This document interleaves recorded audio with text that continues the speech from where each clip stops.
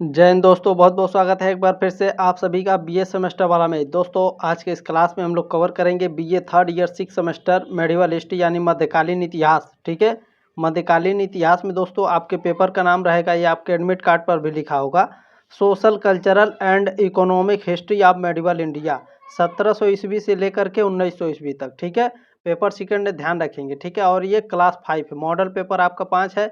आपका मैंने 3 model paper और एक पेपर क्वेश्चन पेपर, ठीक है, सॉल्व कराया मैंने।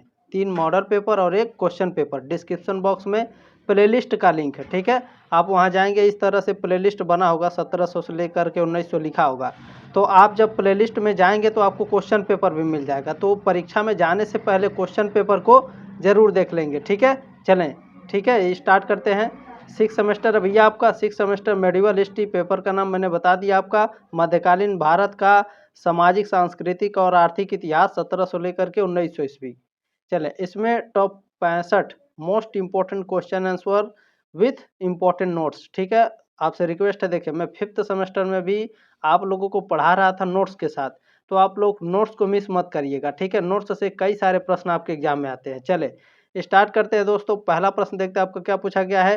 कैप्टन रीड, ठीक है, कैप्टन रीड ने रैयतवाड़ी व्यवस्था को सर्वप्रथम तमिलनाडु के बारामहल जिले में कब लागू किया था? तो 1792 ईस्वी में लागू किया था। ठीक है, ये ऑप्शन राइट है आपका।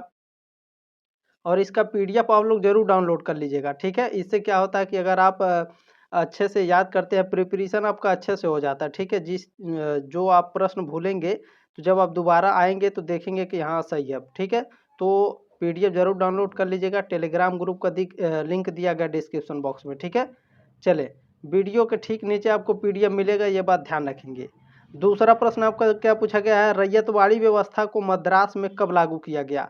तो 1820 ईस्वी में रैयतवाड़ी व्यवस्था मद्रास में लागू किया गया था। इस बात को ध्यान रखेंगे। किसने लागू किया था रैयतवाड़ी व्यवस्था को मद्रास में, यह भी आपके एग्जाम में पूछा जाता है, तो ध्यान रखेंगे।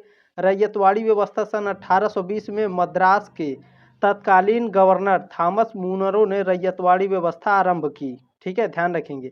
इनका थॉमस के जगह कभी कभी टॉमस मूनरो लिख करके देता है, तो ये भी बात ध्यान रखेंगे। ठीक है, चले तीसरा प्रश्न आपका पूछा गया है, बम्बई में रैयतवाड़ी व्यवस्था लागू किया गया। बम्बई में रैयतवाड़ी व्यवस्था 1825 में लागू हुई थी। ये ऑप्शन राइट है आपका।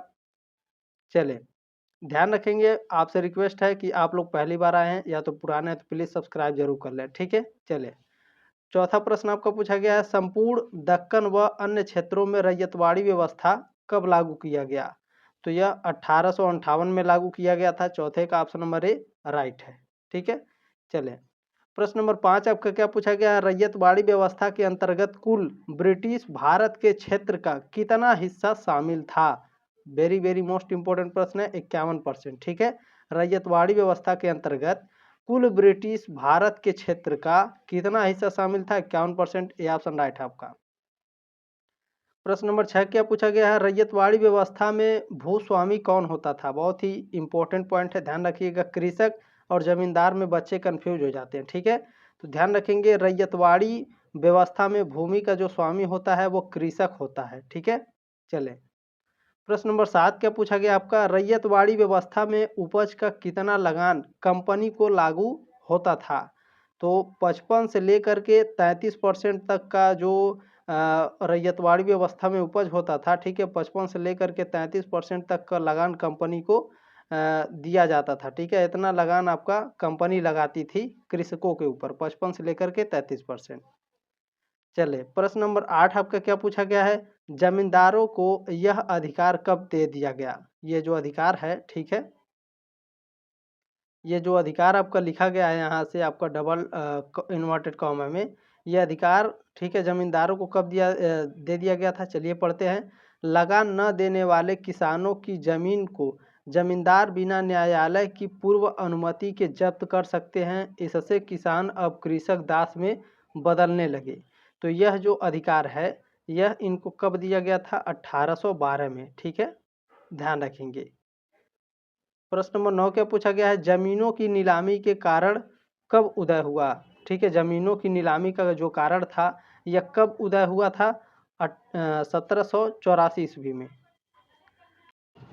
प्रश्न नंबर 10 आपका इसमें क्या पूछा गया है, अंग्रेजों द्वारा भारत में भू राजस्व वसूली हेतु लागू की गई यह दूसरी व्यवस्था थी जिसका जन्मदाता थे थॉमस मुनरो और कैप्टन रीड, ये दोनों थे। ठीक है, सी ऑप्शन आपका राइट हो जाएगा।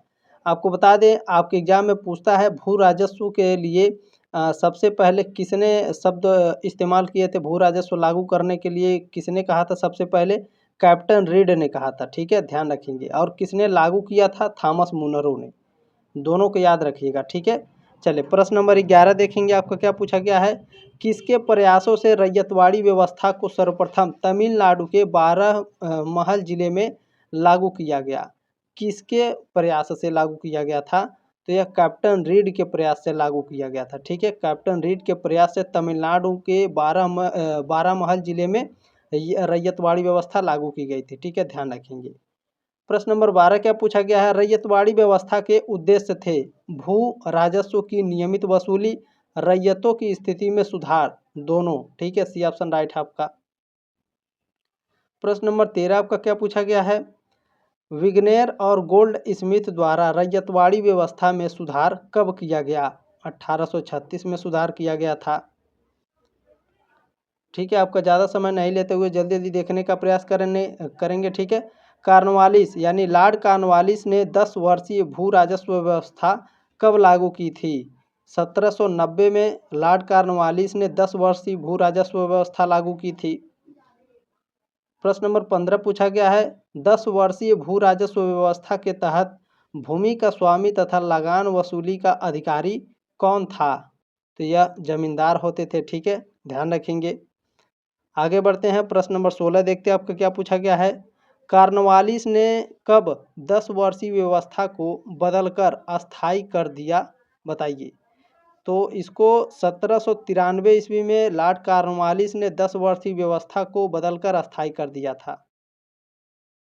प्रश्न नंबर 17 आपको क्या पूछा गया है, लगान वसूली का कितना भाग सरकार को दिया जाता था, तो लगान वसूली का 10/11 भाग, ठीक है, सरकार को दिया जाता था। प्रश्न नंबर 18 पूछा गया है, लगान वसूली का कितना भाग जमींदारों को प्राप्त होता था, तो 1/11 भाग, ठीक है, लगान के रूप में जमींदारों को प्राप्त होता था। चलिए 19 नंबर प्रश्न देखेंगे, क्या पूछा गया है, कंपनी की समस्त वाणिज्यिक गतिविधियों को ब्रिटिश सरकार ने कब प्रतिबंधित कर दिया, 1833 में प्रतिबंधित कर दिया। प्रश्न नंबर 20 आपका क्या पूछा है, खुर्जा मृद भांड मिट्टी के बर्तनों की क्या विशेषता है, यह चमकीले होते हैं, शीशे के बने होते हैं, रंगीन मजबूत और घरेलू होते हैं, ये सी ऑप्शन राइट है आपका। प्रश्न नंबर 21 पूछा गया है, कहाँ पर मनौती कला प्रसिद्ध है, जो कि ऊंट की खाल के साथ सजावटी सामग्री से सम्मिलित है, बीकानेर में। ठीक है, सी ऑप्शन राइट है आपका। बीकानेर में दोस्तों यहाँ पर मनौती कला प्रसिद्ध है, जो कि ऊंट की खाल के साथ सजावटी सामग्री भी सम्मिलित होते हैं। ठीक है, बीकानेर में, राजस्थान के बीकानेर में, ध्यान रखेंगे। प्रश्न नंबर 22 आपका क्या पूछा गया है, भारत में कहाँ पर बंधानी कपड़े की टाई एंड डाई कला का प्रभुत्व है, राजस्थान में है, डी ऑप्शन राइट है आपका 22 नंबर का।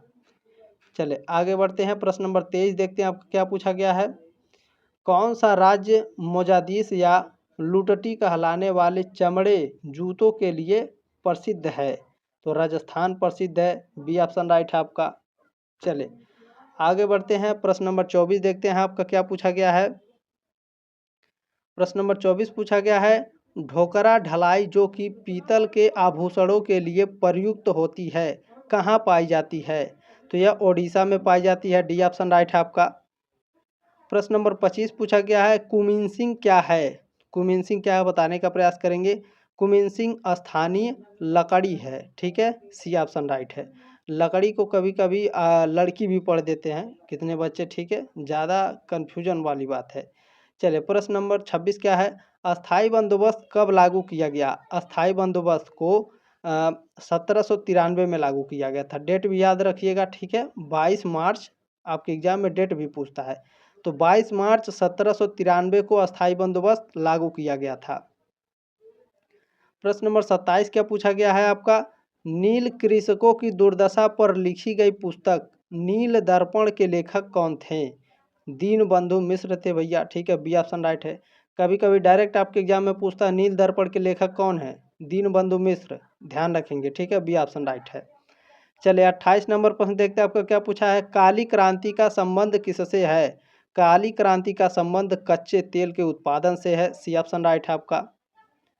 प्रश्न नंबर 29 देखेंगे क्या पूछा गया है। जॉन काय ने किस वर्ष पारंपरिक तकलियों की उत्पादकता बढ़ाने के लिए स्पिनिंग जेनी का आविष्कार किया था? तो 1764 ईस्वी में, सी ऑप्शन राइट है आपका। प्रश्न नंबर 30 देखेंगे क्या पूछा गया है। भारत में श्वेत क्रांति के जनक के रूप में किसे जाना जाता है? भारत में श्वेत क्रांति के रूप में जो जनक माने जाते हैं डॉक्टर वर्गीस कुरियन को माना जाता है, ठीक है, बी ऑप्शन राइट है।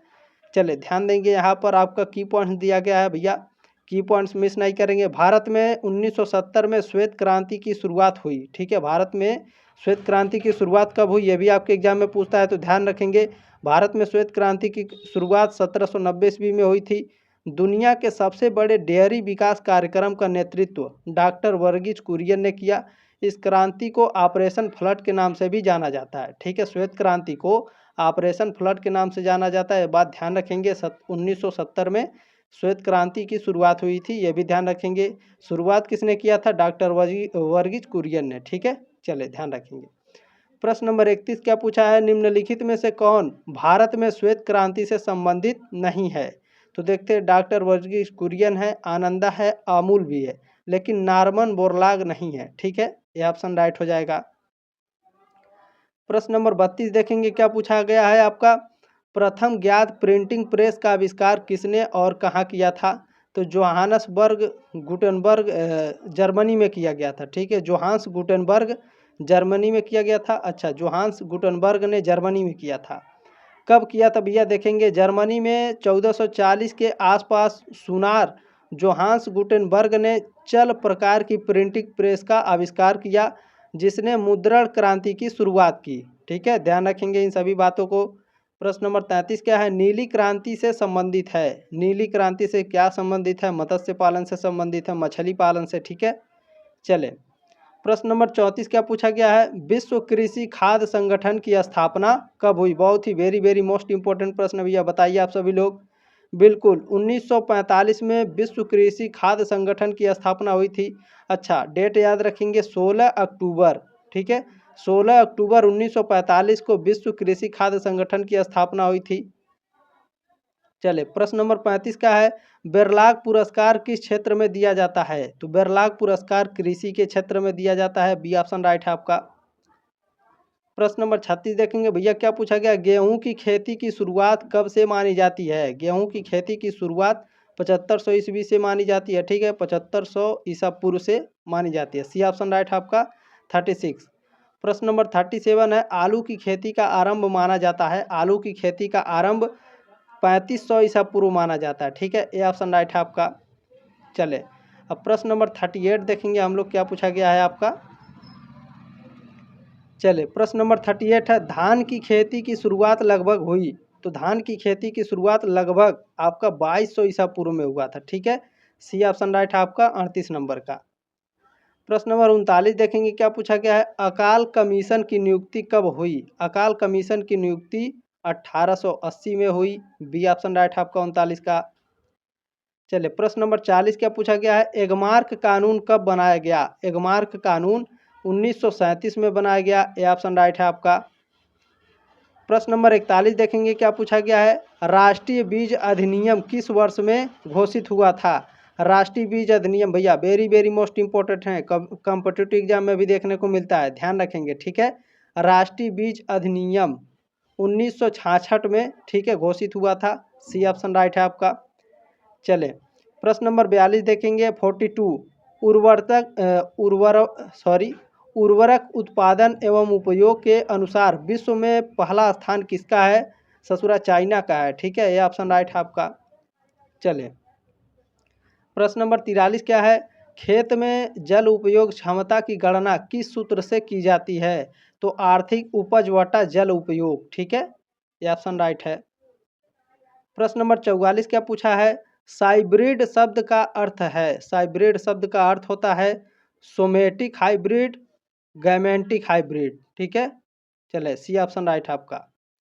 प्रश्न नंबर 45 क्या पूछा है, प्रथम श्रेणी का सर्वोत्तम बीज है। प्रथम श्रेणी का सर्वोत्तम बीज कौन होता है, न्यूक्लियस बीज, ठीक है। सीड को हिंदी में बीज बोलते हैं, ठीक है, बीज। चले, न्यूक्लियस बीज प्रथम श्रेणी का सर्वोत्तम बीज होता है, ये बात ध्यान रखेंगे। प्रश्न नंबर 46 आपका पूछा गया है, सर राल्फ वेजवुड के अधीन इंडियन रेलवे इंक्वायरी कमेटी का गठन कब हुआ, 1936 में हुआ। प्रश्न नंबर 47 पूछा गया 47, सरकार ने कब केसी नियेग की अध्यक्षता में एक रेलवे इंक्वायरी कमेटी का गठन किया, तो कब किया था, 1950 में, ठीक है। चलें आगे बढ़ते हैं। प्रश्न नंबर 48 क्या है आपका, औद्योगिक पूंजीवाद की पहले चरण की शुरुआत कब से हुई, तो इसकी शुरुआत देखिए 18 से लेकर के 19वीं सदी मानी जाती है, ठीक है। इसके बीच में सन कुछ भी हो सकता है, लेकिन आपका दिया है 1800 से 1900 ईस्वी के बीच में, तो 1813 होना चाहिए। ये ऑप्शन राइट आपका करेक्ट रहेगा, ध्यान रखेंगे, ठीक है। चलें प्रश्न नंबर 49 क्या पूछा गया है आपका, वेलेजली ने टीपू सुल्तान से लड़ाई को फंड करने के लिए मद्रास में बैंक की स्थापना कब की, 1806 ईस्वी में की। चलिए इसमें कुछ की पॉइंट्स है भैया, ध्यान रखेंगे, बहुत ही इंपॉर्टेंट है। 1806 वेलेजी ने टीपू सुल्तान से लड़ाई को फंड करने के लिए मद्रास में बैंक की स्थापना की। वर्ष 1809 में इस बैंक का नाम बैंक ऑफ बंगाल रखा गया। प्रश्न नंबर 50 पूछा गया है, भारत में नारी आंदोलन इनकी प्रेरणा से प्रारंभ हुआ, तो देखिए सबसे पहले आपकी इसमें ज्योतिबा फूले हैं, ठीक है। सी ऑप्शन आपका राइट है। भारत में नारी आंदोलन किसकी प्रेरणा से प्रारंभ हुआ भैया, ज्योतिबा फूले। और सबसे पहले कौन थी, पंडिता रमाबाई, ठीक है, ये भी आप ध्यान रखेंगे। चलें आगे बढ़ते हैं। प्रश्न नंबर 51 देखते हैं आपका क्या पूछा गया है, सत्यशोधक समाज की स्थापना किसने की, तो किसने करी थी, ज्योतिबा फूले ने सत्यशोधक समाज की स्थापना की थी। कब की थी भैया, चलिए कब की थी, 1873 में सत्यशोधक समाज की स्थापना हुई थी। कहाँ हुई थी, पुणे, पुणे कहाँ है, महाराष्ट्र में, ठीक है। सत्यशोधक समाज की स्थापना 1873 पुणे महाराष्ट्र किसने की थी, ज्योतिबा फूले। चले प्रश्न नंबर 52 है, 52 नंबर, किस वासराय के कार्यकाल में रेलवे लाइनों का सर्वाधिक विस्तार हुआ, लॉर्ड कर्जन, ठीक है। लॉर्ड कर्जन के शासनकाल में रेलवे का सर्वाधिक विस्तार हुआ था, रेलवे लाइनों का, ध्यान रखेंगे। प्रश्न नंबर 53 आपका क्या पूछा है, धन के निष्कासन सिद्धांत को भारतीय राष्ट्रीय कांग्रेस ने कब स्वीकार किया, तो 1896 ईस्वी में स्वीकार किया। ये ऑप्शन राइट है आपका। चलिए प्रश्न नंबर, सॉरी इसमें प्रश्न नंबर नहीं है, ये आपका इंपॉर्टेंट प्रश्न है, धन का निष्कासन का सिद्धांत सबसे पहले किसने दिया था, तो दादा भाई नौरोजी ने दिया था, ठीक है, ध्यान रखेंगे। चलिए प्रश्न नंबर 54 आपका पूछा गया है, प्रेसिडेंसी बैंक का विलय इंपीरियल बैंक ऑफ इंडिया नामक एक नए बैंक कब बनाया गया, जो बाद में भारतीय स्टेट बैंक बना, बताइए, 1955 में, ठीक है। बहुत ही शानदार प्रश्न है। प्रेसिडेंसी बैंक का विलय इंपीरियल बैंक ऑफ इंडिया नामक एक नए बैंक कब बनाया गया, जो बाद में भारतीय स्टेट बैंक बना, 1955 में ये बना था, ठीक है। अच्छा ध्यान रखेंगे, यहाँ की पॉइंट्स है, आपका सारे डाउट क्लियर हो जाएंगे। प्रेसिडेंसी बैंकों का विलय 27 जनवरी 1921 को हुआ था। इस विलय के परिणाम स्वरूप इंपीरियल बैंक ऑफ इंडिया नामक नया बैंक बनाया गया। बाद में 1955 में इंपीरियल बैंक ऑफ इंडिया का राष्ट्रीयकरण कर उसे भारतीय स्टेट बैंक का नाम दिया गया, ठीक है। बहुत ही शानदार है, ध्यान रखेंगे। अच्छा पीडीएफ जरूर डाउनलोड कर लीजिएगा आप लोग, ठीक है, पढ़ते रहिएगा। प्रश्न नंबर 55 क्या है, कौन सा बैंक बैंकिंग व्यवस्था की सबसे प्राचीन आधुनिक इकाई माना जाता है, तो बैंक ऑफ वेनिस को माना जाता है। बी ऑप्शन राइट है आपका। चलिए प्रश्न नंबर 56 देखेंगे भैया क्या पूछा गया है, आधुनिक बैंकों की शुरुआत 1157 में इटली में किस बैंक की स्थापना से मानी जाती है, तो बैंक ऑफ वेनिस की स्थापना से मानी जाती है। प्रश्न नंबर 57 क्या है आपका, रेल मंत्रालय ने विलेज ऑन व्हील्स नामक परियोजना शुरू करने की घोषणा किस वर्ष की थी, 2004 में। ये ऑप्शन राइट है आपका। प्रश्न नंबर 58 क्या है, दादा भाई नौरोजी को किसने भारत की आशा कहा था? तो अलाइबार ने कहा था। प्रश्न नंबर 59 क्या पूछा गया, 59 निम्न में से कौन सी संस्था नौरोजी द्वारा स्थापित है? ईरानी फंड, विधवा विवाह, करामजी कवासजी संस्था, ये सभी डी ऑप्शन राइट हो जाएगा। चलिए प्रश्न नंबर 60 क्या पूछा गया है, नौरोजी की प्रेरणा से लंदन में रहने वाले भारतीयों ने ईस्ट इंडिया एसोसिएशन का गठन कब किया? तो 1867 में। ठीक है, सी ऑप्शन राइट है आपका। प्रश्न नंबर 61 क्या पूछा गया है, दादा भाई नौरोजी ने बॉम्बे एसोसिएशन की स्थापना कब की? तो 1853 ईस्वी में दादा भाई नौरोजी ने बॉम्बे एसोसिएशन की स्थापना करी थी। प्रश्न नंबर आपका 62 पूछा है, 62 नंबर, दादा भाई नौरोजी 3 बार कांग्रेस के अध्यक्ष रहे, निम्न में से किस अधिवेशन के अध्यक्ष नहीं रहे? तो देखिए, कोलकाता अधिवेशन 1886 में ये अध्यक्ष रहे थे, लाहौर अधिवेशन 1893 में भी अध्यक्ष रहे, कोलकाता अधिवेशन 1906 में भी ये अध्यक्ष रहे, लेकिन सूरत अधिवेशन 1893 में ये अध्यक्ष नहीं रहे। ठीक है, डी ऑप्शन राइट है आपका। प्रश्न नंबर 63 देखेंगे क्या पूछा है, 63, कांग्रेस एक ऐसी राजनीतिक संस्था है जो हमारे शासक व हमारी जनता की आकांक्षाओं की पूर्ति करती है, यह कथन है दादा भाई नौरोजी का है, ये ऑप्शन राइट है आपका। प्रश्न नंबर 64 क्या पूछा गया भैया, रोलेट एक्ट कब लागू हुआ? रोलेट एक्ट जो है 1919 में लागू हुआ, यह सभी को पता है। डेट याद रखिएगा, यह मोस्ट इंपॉर्टेंट है। ठीक है, 18 मार्च 1919 को रोलेट एक्ट को लागू किया गया था, बी ऑप्शन राइट है। अच्छा, मैंने जितने भी मॉडल पेपर कराए हैं, जितने भी पेपर सॉल्व कराए हैं, जरूर देख लीजिएगा आप लोग, तभी एग्जाम में बैठिएगा। ठीक है, चले प्रश्न नंबर 65 क्या है, 1765 से 1772 के काल को किस विद्वान ने डाकू राज्य कहा? किसने कहा था भैया? कार्ल मार्क्स ने कहा था। ठीक है, ये ऑप्शन राइट है आपका। दोस्तों, क्लास कैसी लगी कमेंट बॉक्स में कमेंट जरूर करिएगा। ठीक है, सब्सक्राइब करके जरूर जाएंगे, बहुत मेहनत लगती है, तो एक लाइक करके जाइएगा अच्छा लगे तो। ठीक है, जल्दी मिलते हैं आपके नेक्स्ट मॉडल पेपर में, तब तक के लिए जय हिंद, वंदे मातरम।